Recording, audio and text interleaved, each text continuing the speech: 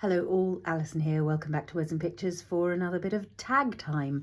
I've got some of the textured backgrounds made during the Simple Summer stencil series. I'll link that stencil series down below in the description if you didn't see that.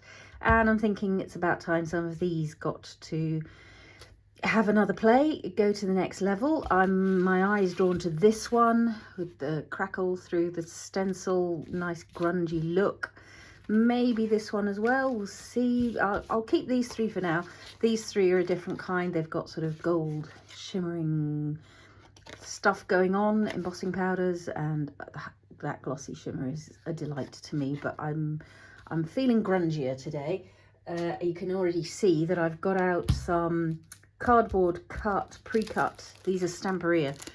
I've no idea how long ago I got these. I've just come across them as I was putting some things away, and I thought it's about time I had a little play with those. So I've got some grit paste out, and that's the first thing I'm going to do so that those can be drying and create a sort of rusty look on a few of those to maybe build up a collage. I've got leftover bits of card and music paper. I've got the labels I printed a while back. I have no recollection whatsoever of cutting these two little slide things. I don't know whether they're going to happen today or not. I don't know whether the little silhouette birds that I've cut with some ink splotches are going to, I don't know.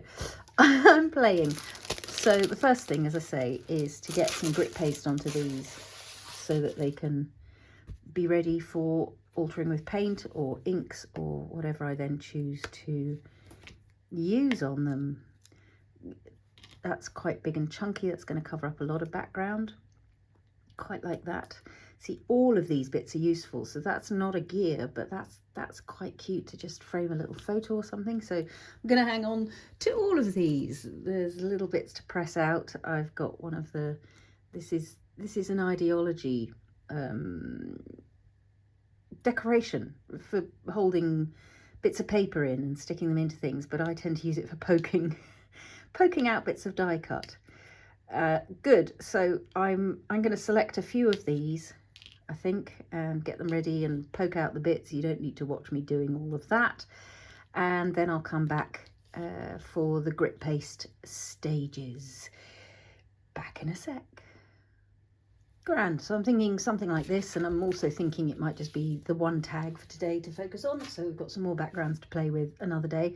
Some of these really teeny tiny bits that I've just been pressing out of these, I don't think I'm going to hang on to, but these I definitely am, because if you're doing dimensional collaging, these can be really useful for just allowing you to raise an element up. In fact, I'm going to need them on this, so you can see if I layer that one over the top of here, it's going to tilt, but I'll be able to use one of these to just pop underneath. Oops, not there precisely, but there-ish, so that will level it out in the long run. I'm going to zoom in so you can see what's going on there.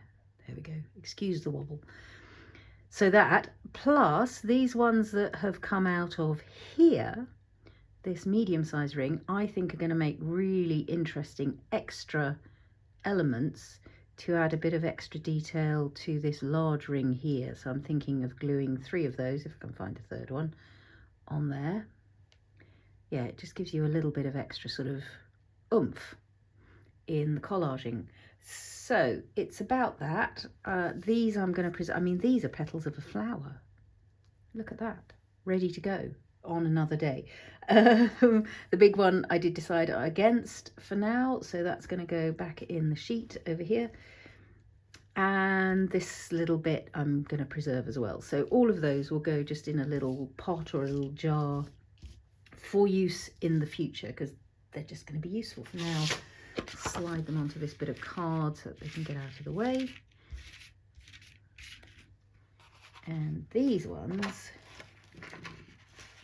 are going in the bin, I think. Look how much I throw away. It's, oh dear, it's a kind of sickness, I think, sometimes. Grit paste wise, I think I'm probably going to glue these down before I grit, because I think it's just going to be fiddly to try to grit paste these 3 teeny tiny little pieces, and and having sort of uneven grit paste on the rest of the wheel is not going to bother me too much. So just a little daub of glue where I want to put that. I might need the tweezers to really position these things. I want it sticking out over the edge because that's how it makes an impact. I'm going to try and get it in approximately the same place on each spoke. There it is, and this one. And then you can use, I mean, you can use any kind of texture paste really. The grit paste is brilliant because it gives you a sort of rustiness up front. See, I had it right the first 2 times of putting the glue on the spoke rather than trying to put the glue on the little tiny piece. See, that's really cool. I like that. Where was I? Texture paste. Yeah, you can use any kind of texture paste, any kind of grit paste, translucent or opaque. I thought I would go with the Crypt paste, which is all, we used it on a brick finish in the Simple Summer stencil series, and it just already has a really nice sort of funky difference to it. It's not straight grit paste, it's really stony. It would make you a perfect crypt, and it's all going to get covered up probably with paint, but nonetheless it might give us just those little dark flecks might stick around. I'm not sure of the best manner of applying this because, as you can see, the pieces I'm going on to are quite fine. It might end up being a finger job. I just want a little bit of this texture. I'm not looking for a thick coat. It's just going to give us a sort of sandy texture over the top of the cardboard so that it's not just flat cardboard. And maybe it's patting. There we go. There we go. It's patting it on. So I've just got some on the back of the palette knife, pat it on. That's giving me quite nice texture. I hope it's vaguely in focus. And then it's just going to be a question of clearing out the excess from the gaps in between.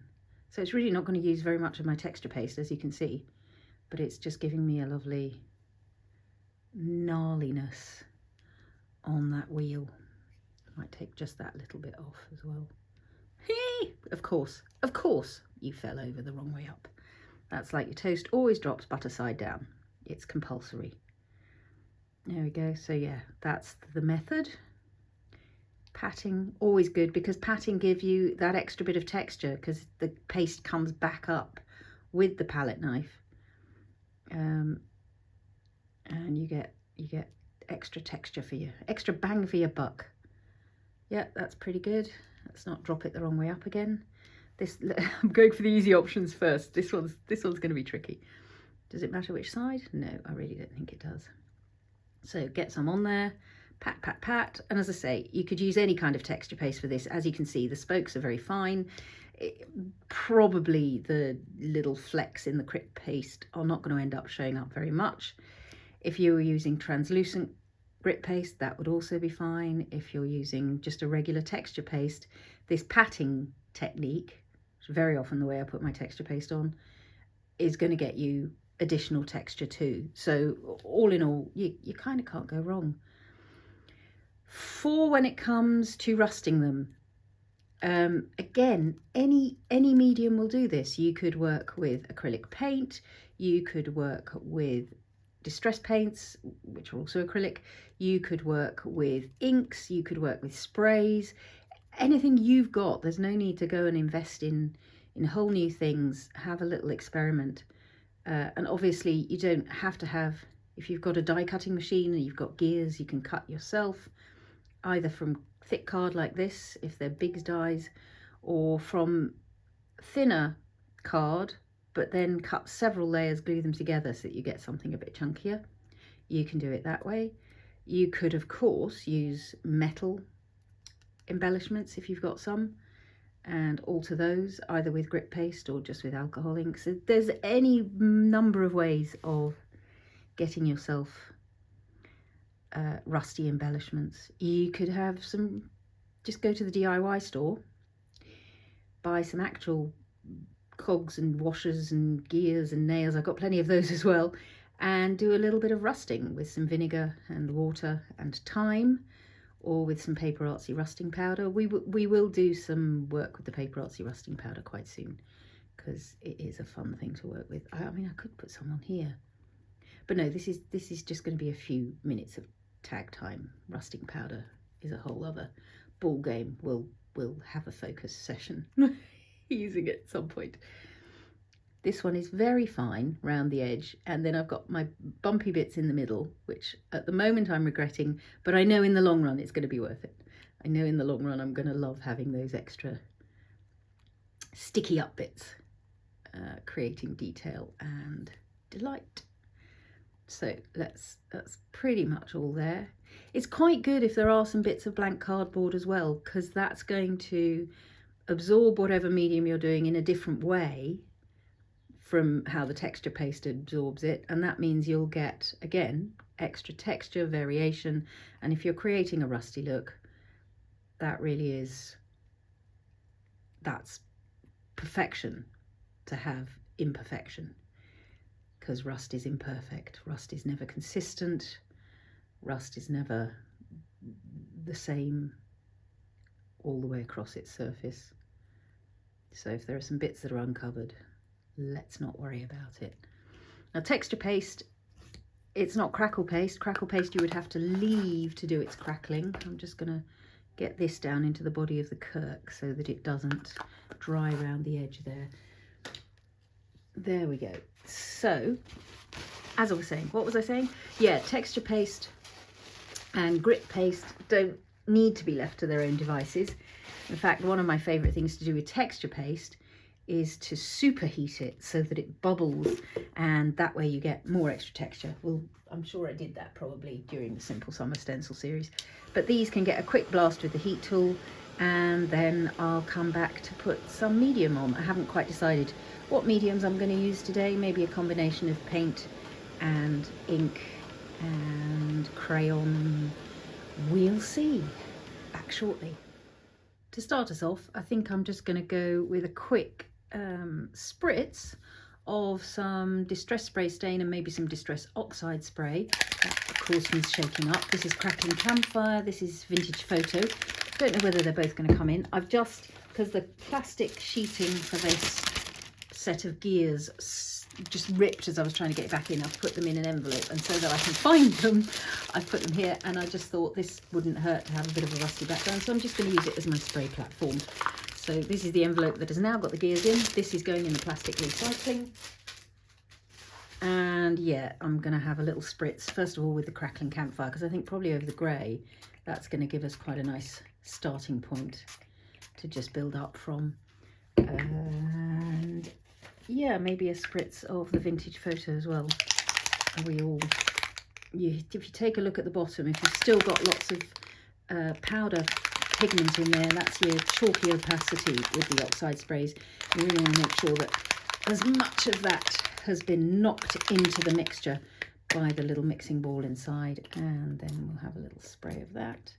That's already got a brilliant sort of rusty look to it. These are two colours that I use very often when I'm creating a rustiness on tags: Crackling Campfire and Vintage Photo, whether in Oxide or in Distress Ink formulations. I'm going to give that a little bit of a dry. I'm going to have nice gear patterns here if I keep moving them around. Look how good that effect is underneath. I'm going to wish I'd done this over tags in a minute, aren't I? So there's a background.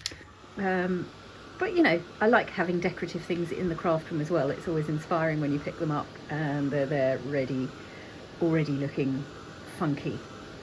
So that's already looking pretty darn good, I'd say. Can I get it to focus? Don't know if I want to do much more to it. I do want to make sure these little bits that are sticking out get coloured, because if I've got white bits, that's slightly distracting me. I might go with a little touch of, here's a great medium. You can see how much this has been used, and I'm right down to the very end. I'm probably going to have to dip a brush into it. This is the DecoArt Media Fluid Acrylic in Quinacridone Gold. I was first introduced to this by the brilliant Andy Skinner, who's a mixed media artist who creates the most delicious rusty effects and decayed effects and paint decay. And Quinacridone Gold is pretty much rust all by itself. You almost don't need to do anything else if you've got Quinacridone Gold in the mix. I don't know if you can see how that has just given that sort of life to that rust, a real glow to it. So I'm not going to go over the whole wheel. I'm going to try it on this one. I'm going to try and aim for those bits where it's still looking a bit white, because as I say, rust shouldn't be consistent. That one's got a full coat of the Quin Gold, just easier than saying Quinacridone every time. So this one will want a little bit of other adaptation in a moment. But one thing I am going to do while I've got the Quin Gold out is think about how I'm going to tie these gears in with this background in the long run. And one way is to just put some spatters of Quin Gold onto this background. So you'll have an echo of the same thing going on. So that little bit of Quin Gold just concentrated in various places just gives me both a touch of rustiness on the tag, and I might even dab some down and use it to just highlight a bit of that crackle texture in there.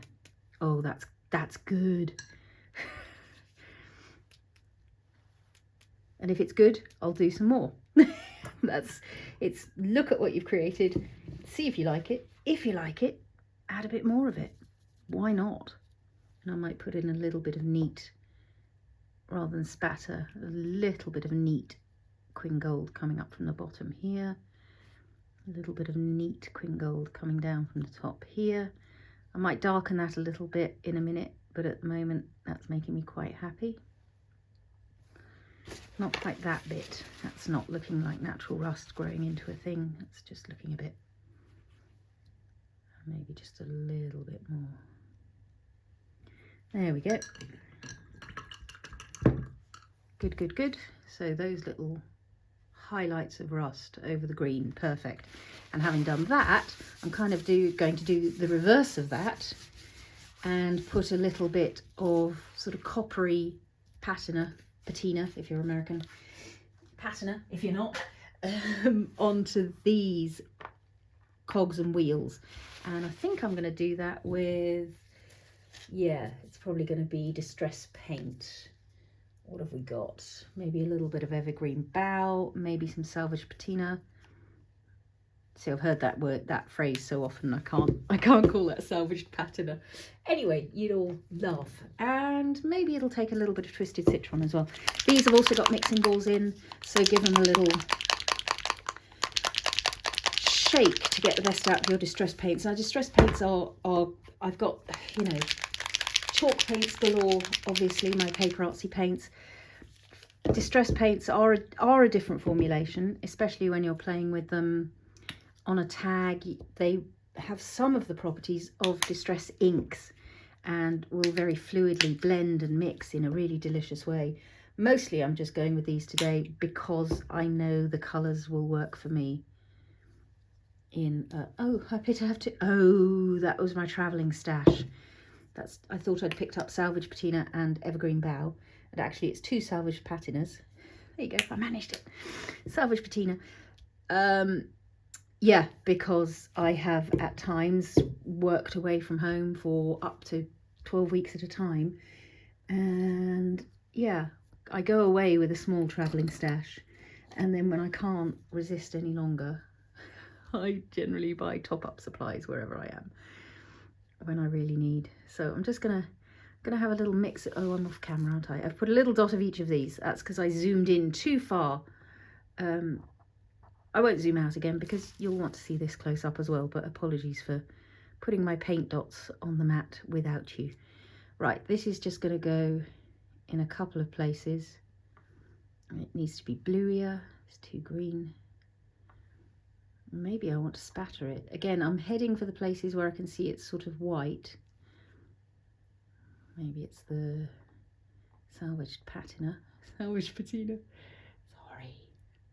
Oh, there we go. That's more what I'm after. And especially on this one that is full on Quin Gold, we'll just give that a little nudge of coppery mess. See, I did want the evergreen bough. Evergreen bough is great for this kind of thing. But I think I'll live with what I've got. I've now got very little paint on the brush, and it's giving me a nice kind of dry brushing effect where it's just really highlighting the texture without being too full on. And then if you feel like it's too much, or it's gone over the top, or you don't want that much greenery on here, you can just knock it back with some paper towel while it's still wet. Also with the distress paints, if you've put on multiple colours, oh look, that Quin Gold wasn't dry there. That's interesting. Well, it's not that interesting because of course I hadn't actually bothered to dry it, so why should it be dry? Yeah, I'm quite liking all of that. And I'm going to finish up with, you know what I'm going to do now. I'm going to mix these paints together. There's a little bit of water there, and I'm going to go with a little spatter to just get, I haven't put much water in, which means I'm getting really tiny droplets, which is what I need because these gears are really quite fine. And then some bigger droplets just to, yeah, again, tie the two together. Whatever happens over here, if a little bit happens over here, you're getting a relationship between the elements and the background. There we go. This doesn't want wasting, so I've got these old bits of music paper here, so I might just give them a bit of colour. Ooh, that's pretty full on colour. That's that twisted citron, which you can always guarantee will give you a hit of something. So that's going to be great just for tearing up and putting on a background somewhere, somewhen, who knows.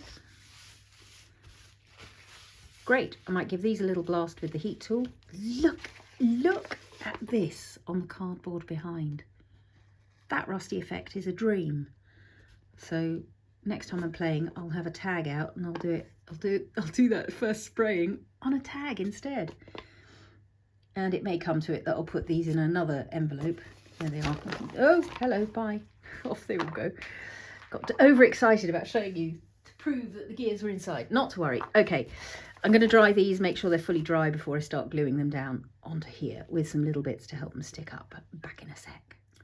Yes, so I think I may well end up cutting up that envelope I've just put the gears in and putting them in a different envelope so that I can use that little section as a rusty background. I'm just going to try and get these in focus for you to see the rusty delights that are going on these gears.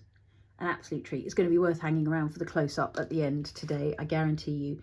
So we had something like that and something like that, and you were sort of over here maybe, I don't know, don't remember, or maybe you were down here, this one and then this one, something like that will do me, I think. I'm going to regret in a minute, I'm going to regret throwing away the teeny tiny little bits, because I think I'm going to want them, if we join you up as cogs instead of having you sitting over the top. Well, no, you've got proper cogs, so you could interlink with the actual cogs there, and then you could sit over the top like so. That's quite cool. And then these two are too similar now, so I think it's going to be you that goes up there. No, that's too similar as well. Okay, you stay there then. You come down here. Link in cogs-wise. Are you quite fun linked in cogs-wise? No, because oh, but you are. No, I like it better layered over the top. And you're going to be layered over the top. And I do want glue. I wonder if I can fish them out of the bin. No, look, if I take one of these pieces that we've got left over from pulling out the others, cutting that in half is probably going to be what I want to do. I wonder if that's possible even with a pair of scissors. It's going to be the little pair of scissors so that I can have, yeah, excellent, done. And you will do as well, just in case you want some more. Grand. So I'm going to glue one of these pieces under here. Where's the glue gone? Even the back side of this is looking pretty funky. So onto here, a little bit of glue, just at the bit where it's mostly going to be concealed. You might get a little look through at this bit of grey, but I don't think so. I don't think it's really going to take the eye in any meaningful way if I can line it up with the spoke on there. So that's just going to sit so that it lifts that up. Oh, that's so good. When it's glued, I'll show you exactly how cool that is, lifted up from the background. It also means we end up disguising less of the background, covering up less of our beautiful stenciled crackle. Because when it's lifted, you can kind of see under it and round it and through it a bit better. So I'm thinking maybe just some words through here. Wondering about labels. You know how I love my labels. And these ones were done with a wash of the Quin Gold with Payne's Grey. So that's various mixtures of Quinacridone Gold and Payne's Grey, just put on very lightly and loosely, so that they again would tone in rather nicely. Maybe I'll cut a couple and have a look. Again, what I don't want to do is cover up too much of the background. What am I looking for? Scissors. So I might go for some of the slightly smaller ones. A round one. I must dig out sometime my round hole punch. I have got one somewhere, and that would be so much easier than cutting a circle if it's the right size. I think it's probably the right size for that large one. It wouldn't be the right size for some of the smaller ones of these. I've also got an oval hole punch somewhere, but again, I don't know size wise whether it's appropriate. I can't see which way up those numbers are. That way. Oh, yeah, maybe a couple of those is quite good. What else? Maybe you there in the middle. Let's have that one. I quite like this diamond. The diamond's easy to cut. Let's have you. Let's go across and fetch you from the middle. So these ones are all quite pale. I'll probably give them a little inky edge, just to make them stick out a bit better or look a bit more aged. So yeah, quite enjoying this now. Quite enjoying the idea of the labels. I think we'll have some slightly grayer ones, so let's have like the look of that one in the middle.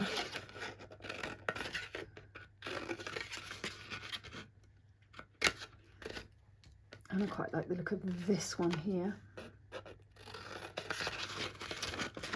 And this is why it was okay to do my loose wash on these labels and not worry about going outside the edges, because I am now trimming them so nobody sees that you've gone outside the edges anyway. There we go. Don't really need to be doing this with this giant pair of scissors. It's quite useful for as you cut across the page, as you saw. But I really don't need it for this trimming stage. Some normal size scissors would be fine. Right, little bit of inking around the edges of those. I've still got a little bit of scorched timber on this sponge from the other day. So it's just to take away, I'm not necessarily going to ink very far onto the label itself. It's just to take away those little white edges where we've cut it. Just make sure you've got that properly aged look going on. And then it's going to be just a couple of word stickers, and I think we're there. Sometimes the simple thing's the best. I don't feel like I need a round label on this particular occasion because I've got lots of round gears going on. So in terms of the shapes or the architecture of what's being put on the page, I think we're good for circles as it is. Let's have a look at this. See where we might want them. They're obviously going to tuck underneath the gears, which I haven't glued down yet. He'll be happy to hear. Like so. Just a subtle little extra detail. And then maybe these go in here.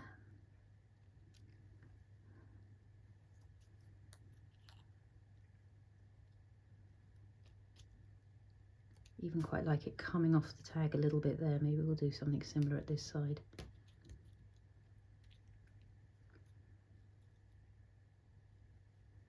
Yeah, I like that. Even though it's only sticking out the tiniest bit, There's something nice about how it breaks up the edge of the tag. Great, I'm going to glue these down. I'm going to use this again. All I need to be careful of is that I make sure I glue with my extra bits of cardboard sticking out and don't try and glue them over the top of there. But yeah, this should do the job nicely, and I'll be back when it's all glued down to pick some word stickers. So because the tag has got these apparently really heavy rusty metal cogs on, I do want it to have enough heft to look as if it can hold them. So I've glued that plain manila tag down onto, it's not particularly thick cardboard, but it'll just give us, it'll give the tag a bit more presence. And because I've got these bits sticking out over the edge, I'm just going to have to be careful not to cut off my labels that I've carefully, painstakingly put down. And it sort of doesn't matter if I'm going a little bit under the tag. It gives it quite a nice finish actually. So this is just as you can see, a piece of cardboard that came as a package.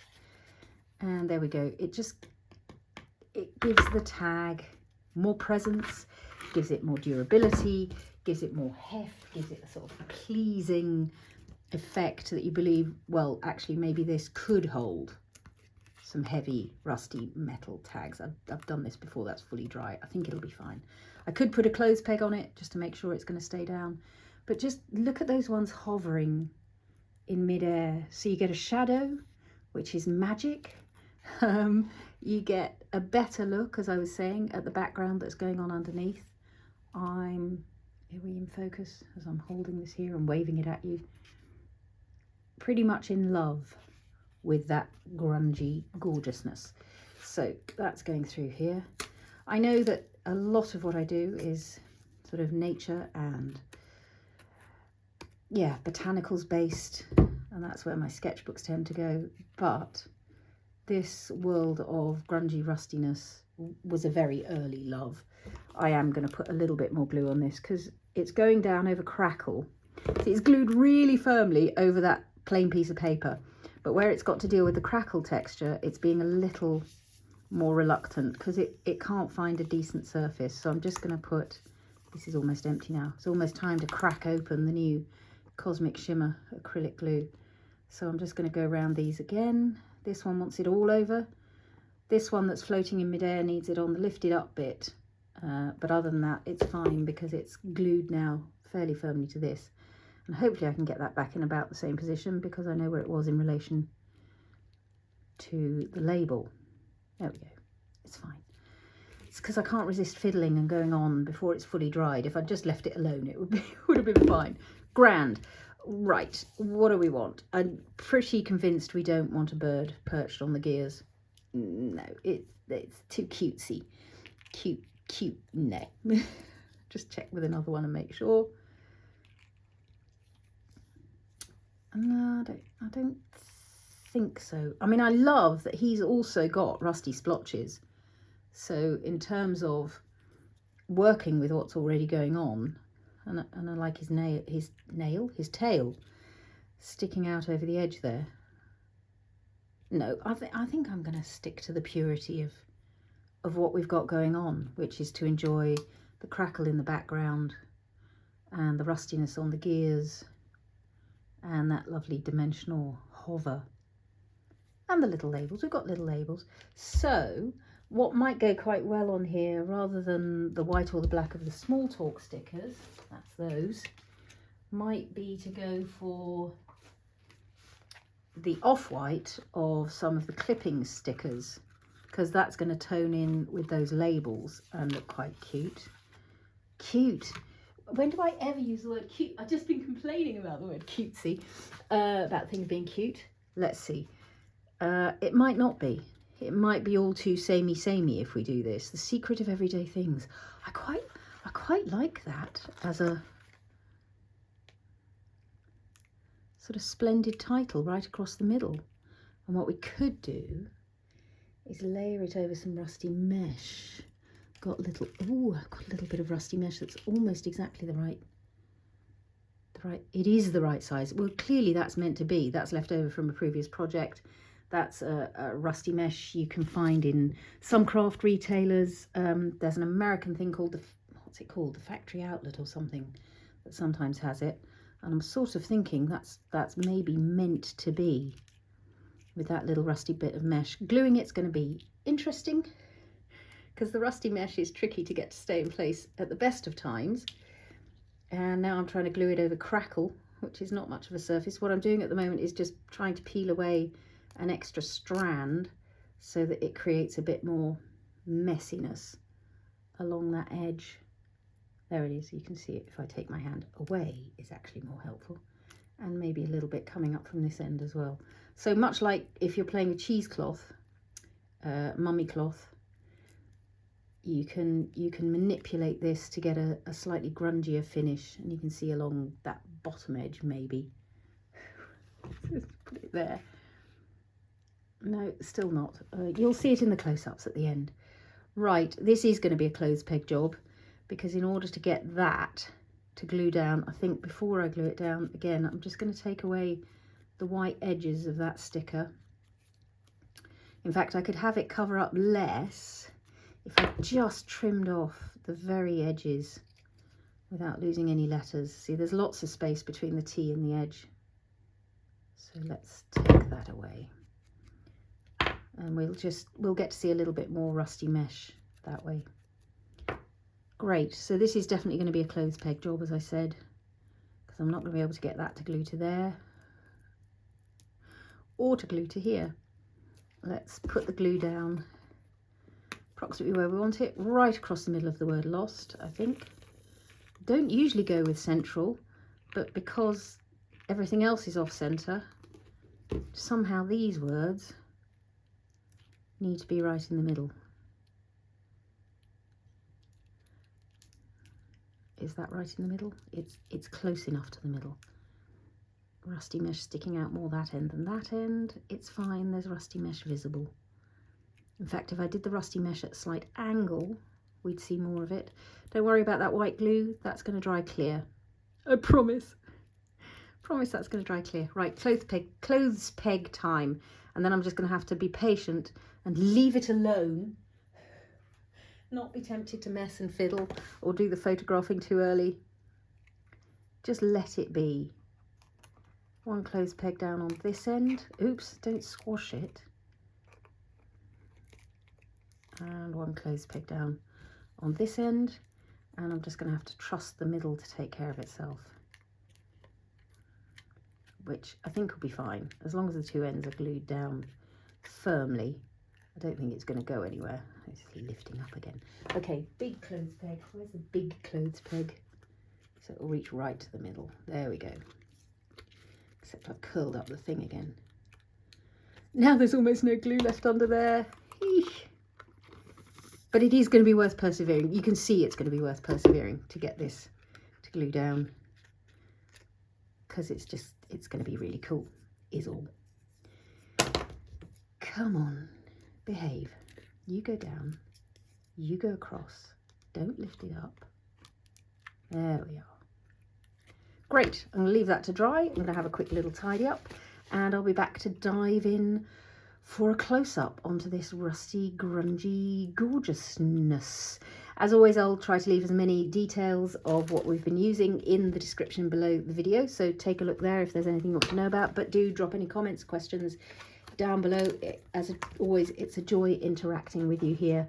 Thank you so much for your company on this creative journey. If you haven't subscribed, please do join us for more in the future, and also just, yeah, enjoy the ride. I am almost at a full year of posting videos regularly here now, and to celebrate that, I'm putting in place a buy me a coffee button. So if you have a look, there's follow the link to the buy me a coffee. If you have enjoyed the content here over the last year or so, then I would be grateful for any contributions that allow me to keep going, from $1 to $1,000. Or if you're Elon Musk, you can give me 6 million and you wouldn't even notice. I'm off now, done with that. If the button's not there yet, if I haven't managed to sort out my admin quite, it will be turning up soon, so keep an eye out for that. It's absolutely not compulsory. This content is here, it's staying here. You don't have to contribute. Don't feel that that's in any way a compulsion. it was actually a suggestion from somebody in the comments to explore that option, and I thought, well, why not? Yeah. So thanks so much for joining me today, and happy crafting all.